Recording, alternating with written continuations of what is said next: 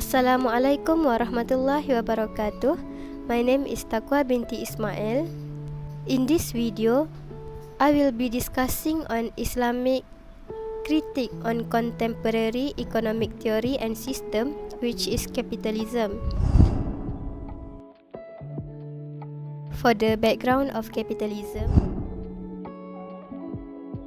under this system, the production is owned by individual and the use of wage labor is for the purpose of creating a value by using a tool of production. Most theories that is known in capitalism is started in 18th, 19th and 20th century, such as during Industrial Revolution, European imperialism, during a Great Depression and during Cold War. In 1765, Anders Chydenius, he has written a book with the title The National Gains, where in his work he promote the idea of trade, freedom in industry and the principle of liberalism. But the first one to use the term capitalism is a German economist, where his name is Werner Sombart, where at that time the term capitalism is actually referred to production system.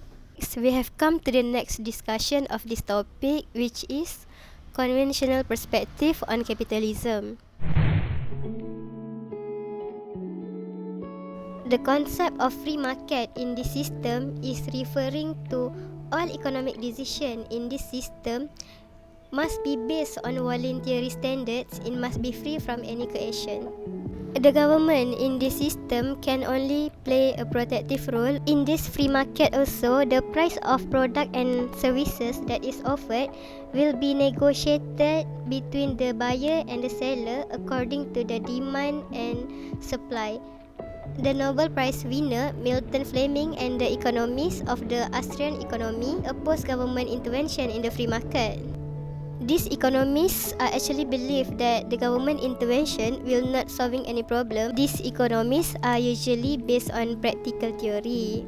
However, there are many people who supporting capitalism for a moral standpoint. For example, Annie Rand called capitalism the only economic system with moral legitimacy. The third part will be the Islamic perspective on capitalism.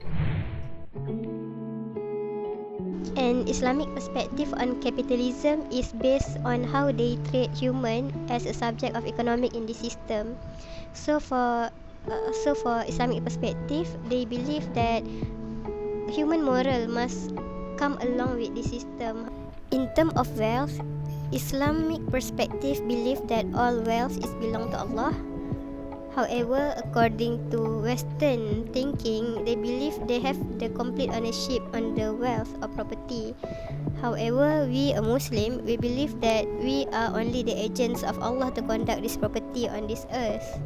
The next part is conventional scholar and his contribution in capitalism. So the scholar that is chosen in this discussion is Adam Smith, where he is also known as a father of modern economics. Adam Smith's contributions including he introduced the theory of invisible hand, the idea of GDP, introduced the concept that a dangerous work should be given an extra wages in order to promote this work. For Islamic scholar and his contribution on capitalism, we choose Dr. Imran Ashraf Usmani. He is an expert in usul fiqh and expert in public finance. His contributions in capitalism comes in a form of opposing the idea of capitalism. The first is he opposed the idea of riba, which is practiced commonly in capitalist system. Not only that, Dr. Imran also contended the idea of property ownership, and he showed a different view on incentive mechanism as how it is shown by capitalists. As a conclusion, Islam regards its economic man as Islamic man, and conventional or capitalism claim their man as economic rational man. Next, in Islam we believe that wealth as a mean and not as an end itself, but in capitalism they believe that the goal of the system is wealth. For the last one, Islam believe that in terms of production and consumption, we have to embody various excellent value, while for capitalism, the theory hold that production and consumption are only used to satisfy human material desire.